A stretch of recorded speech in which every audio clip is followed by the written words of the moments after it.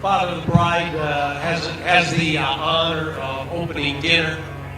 I've been asked to say a few words by my new daughter, so I took that opportunity and I'm going to jump all over it. I first off want to thank you all for taking the time out of your lives and traveling over here to spend the day with them and to celebrate this very special event in our lives. I'd like to start out by toasting a few people who aren't here tonight that were very important in our lives and made this day very possible. First is Lindsey's grandfather, my dad, Grandpa Bud. I'm sure he would have loved to be here to see his granddaughter get married. Unfortunately, he's not. And I certainly hope I am to see ours, guys. The next is Dave's dad. We lost Dave unexpectedly less than a year ago, and it was very shocking. I didn't get to know Jim very well. We didn't have a lot of time together, but what time we did spend, I realized we were going to be great in-laws. We had a lot in common. He was a great guy.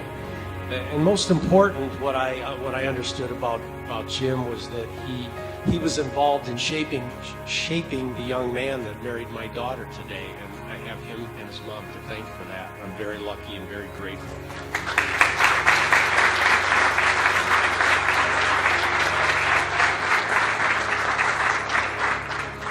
Lastly is Lindsey's other grandfather, Grandpa Dick. Dick was my father-in-law for many years. In spite of his rough exterior and his idiosyncrasies, one thing I saw time and time again from Dick was his love for his family.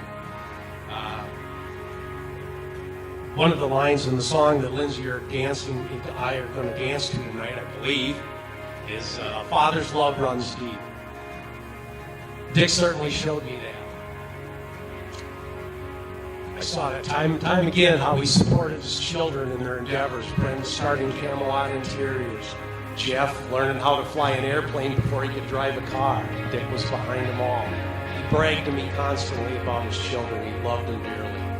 One special memory I have, not too long after I had met Lindsey's mom, she had a problem with her car. It was breaking down on her all the time.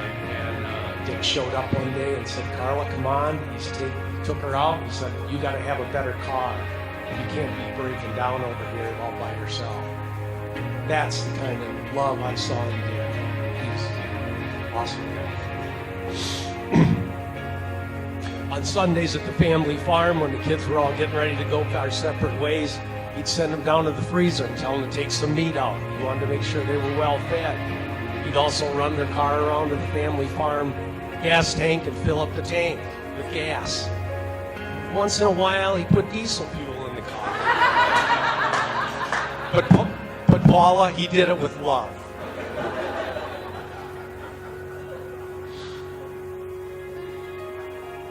Dick certainly made an impression on me as a dad, and I'll never forget him. I'd like you all to raise a glass, whatever you have, to Grandpa Bud, Dad Jim, and Grandpa Dick. Cheers. Cheers.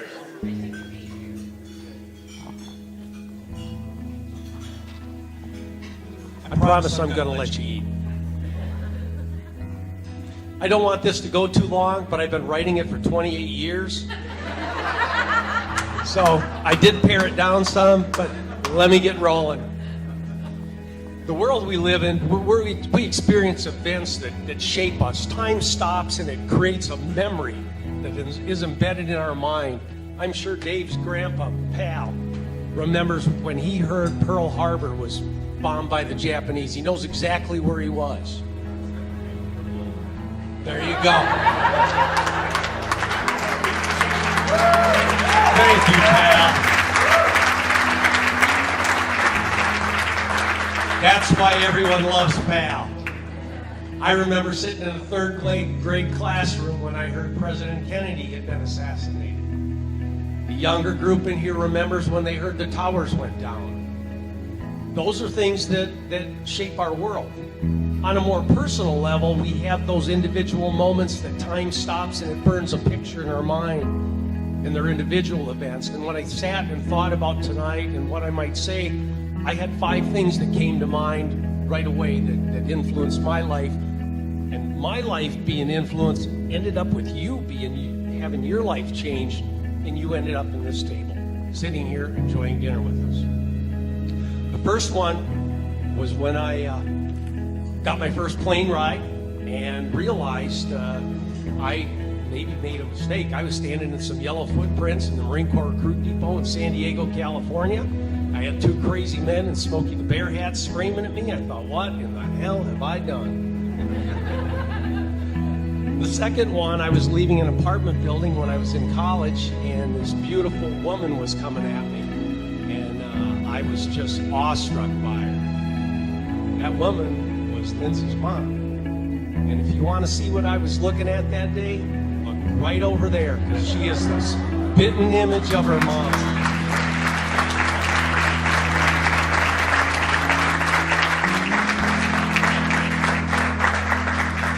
Well, we know how that story went, and there's the proof. The next one was when I pulled up in front of Stacy's house for our first date, and I saw her come walking out of the house with her dog behind her. I was just awestruck, and she's been very good to me and very good to Lindsey and Vicki, and I certainly am blessed.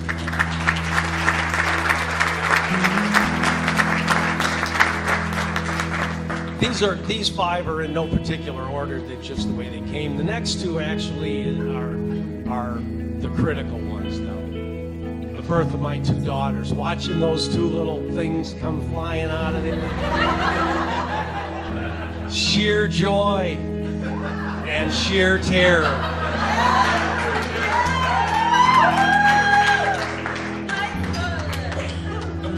Carla was watching the Packer game when Dickie was born, and you could see the doctor turning around watching the score, waiting for her to punt or something. I don't know. Sheer joy, sheer terror, but we keep doing it. We keep doing it. And we go on, and the days go by.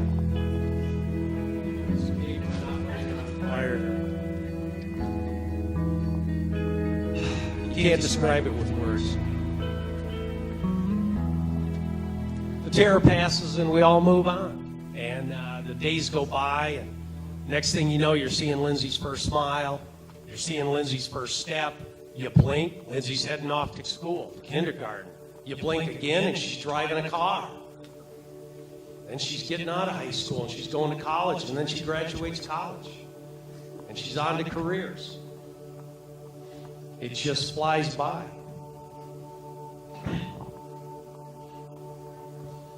But you get that phone call from her. Dad, the toilet's backing up. What do I do? She still needs her dad.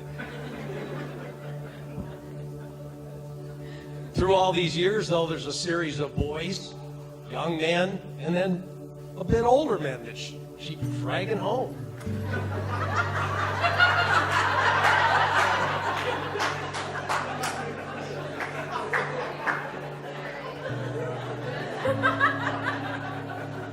And, you know, those guys have less than honorable intentions of my daughter.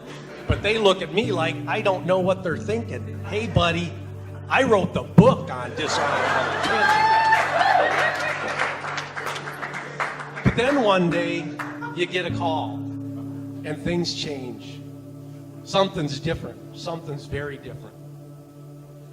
I remember when Lindsey called me, new guy Dave she met. New guy Dave. Oh boy, here we go. First thing she said is, Dad, you're going to love his politics.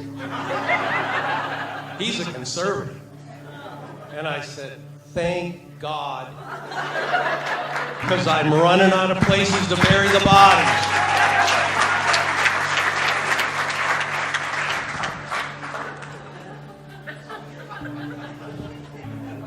Well, Dave came into our lives over the past several years. We've grown to love this stranger that my daughter picked.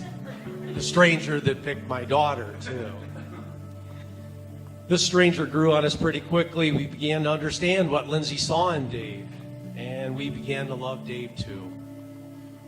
One thing the Hesslers and the Derhammers have found is if you want to get to know someone, Go on vacation with them for a week and live in the same house for a week. And then you do it again the next year, and you do it again the next year, and you even plan for the next year. Apparently, we've already grown into a family, Dave. I love this guy. I'm so proud of my little girl, even though she's not a little girl anymore. She was a precocious, independent child, but has grown into a focused, driven, and independent woman. And I'm anxious to see what the future are going to bring for her and Dave. And Dave, as a man, a patriot, Dave and I see eye to eye on politics, guns, the Constitution. And that's pretty important to me. But you know what? I'm a dad, and what's really important to me is, are you the best guy for my little girl? Is this man someone I can trust? Is he worthy of the task? Is he up to this task? Can he do it? Can he be responsible? I watched Dave as I watched Grandpa Dick, and I saw Dave. I saw a level-headed man, patient man who thinks things through and has a good view of the world. He's very good for my daughter, but more importantly, he's very good to my little girl. I watched the patience and love that Dave has for their dog Maggie, and I watched that, and I know that's how he's going to treat my little girl, and more importantly, how he's going to treat any family they have, guys. Dave and Lindsey make an awesome team. I'm getting here. The advice part. Dad's supposed to give marriage advice at these events, but I don't know that I'm qualified to give marriage advice, but I can definitely give husband advice. So, Dave, there is no challenge in a marriage that can't be overcome by one or more of the following. I was wrong. You were right. Yes, dear. And lastly, and most important, I love you.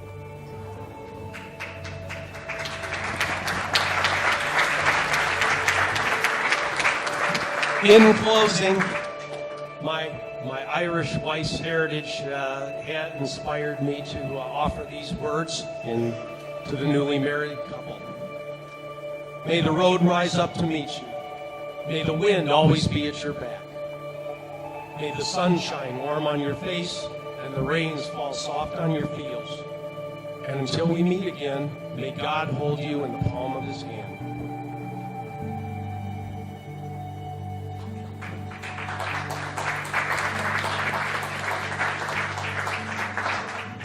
I'm going to ask you to hold your glass up to the couple. My final toast, believe it or not. 28 years, I pared it down. Marriage is a meeting of two minds, two hearts, and two souls.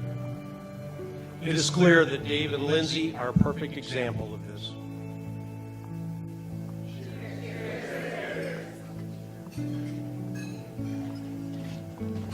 I am through, and dinner is open. I'm going to turn it over to the DJ. She has the order, so please listen up.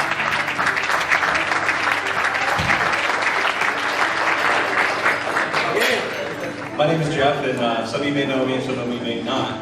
But I want to kind of talk about Dave. I've known him for about 13 years, and it's quite a long time. He's been a great guy. And, one of the first times we went out was actually the City Woman. And I remember, we were younger, the gray hair's not there at that point. And I remember looking at two girls, and I said, wow, look at those two girls. I said, you should go talk to these girls. So he goes, okay. And he walks over and he just talks to these girls. And I said, wow, I can get this guy to do anything. So from there on, I was kind of the instigator, as these guys will attest to as well. I remember buying a stun gun, not the cool ones that shoot the darts out in the air and attach to you and shock you, but just one of the the ones you hand hold. That'll do it. I told Dave, you know what would be really cool? If you shocked yourself. I didn't expect him to use all the batteries in the stun gun. He would come up like crazy stuff, like putting a CD in his toes and shocking that, shocking his toes, shocking his butt. So as time went on, I would continually instigate him to do more and more things.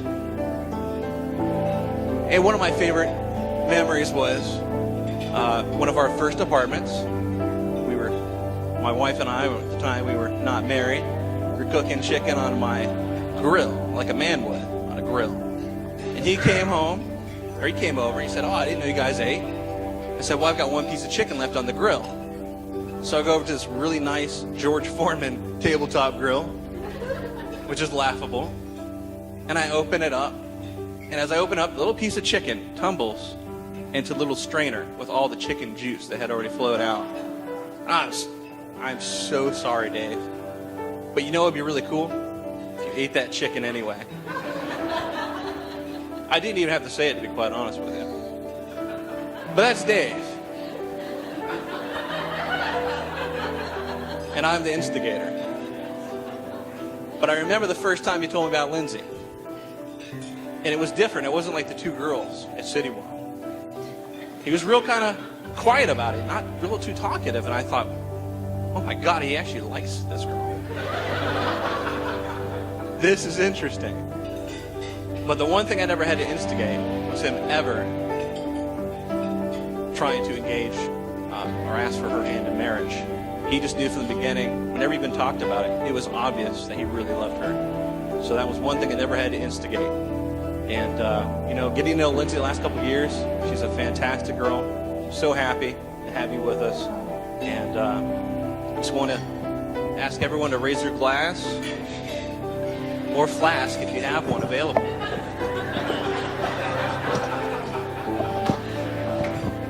And toast to Dave and Lindsey, and for many years to come of happiness. Thank you.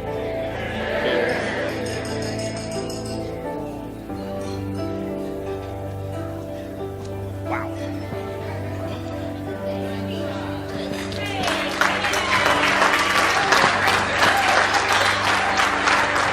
Hello.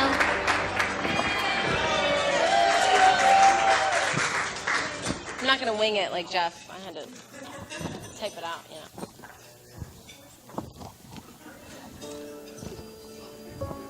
First, I want to say hi to everybody and just thank you for coming. I hope you're having a great time. It's a big day.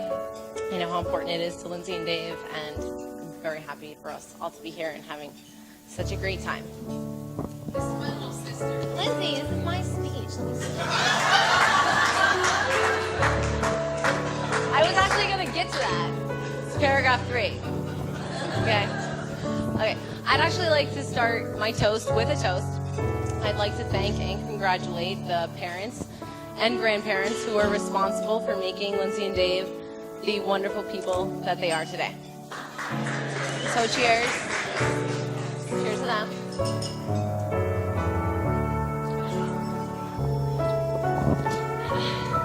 Now, on to the story of the beautiful bride and the handsome groom.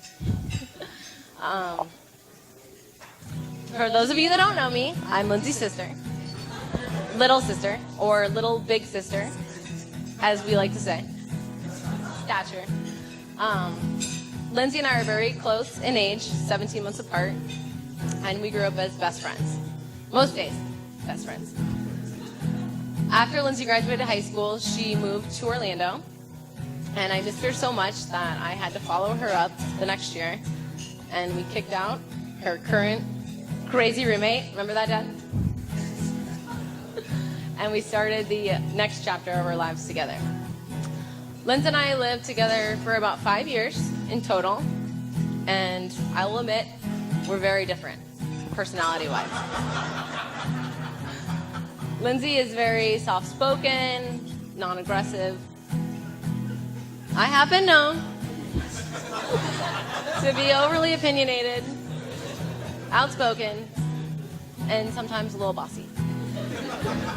But Okay, all the time. All the time. We were a good balance for each other.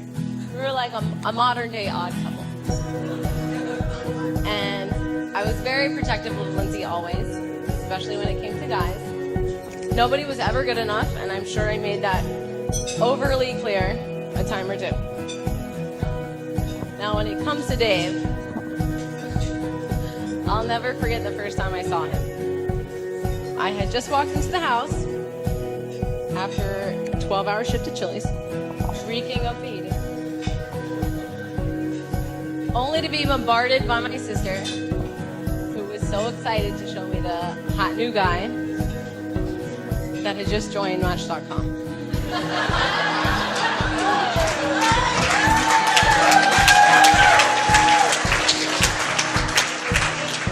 I think the term fresh meat may have been used.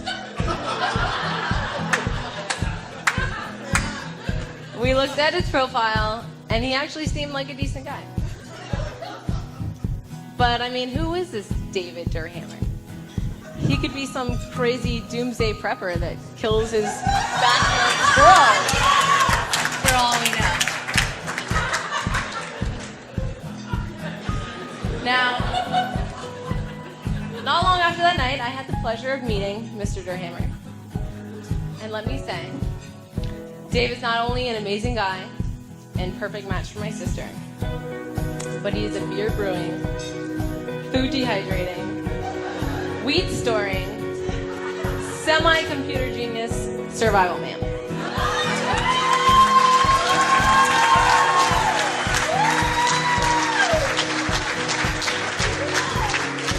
Which, by the way, is a great family quality when the zombie apocalypse goes down. I messed it up.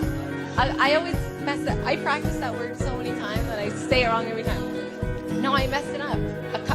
Okay, all right. Okay, so who cares if he is a crazy doomsday prepper that kills his backyard squirrels? Which, true story, he did that.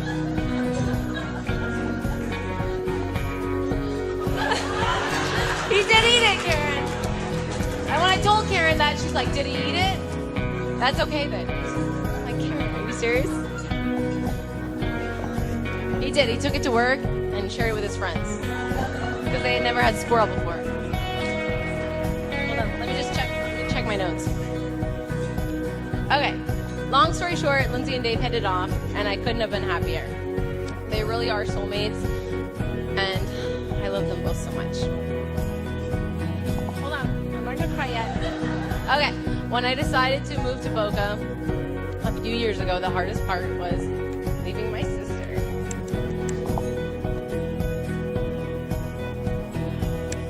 But knowing that she was the happiest she'd ever been and in such great hands made it so much easier.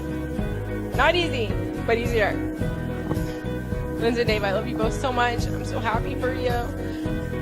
And I'm so excited for you to spend your lives together.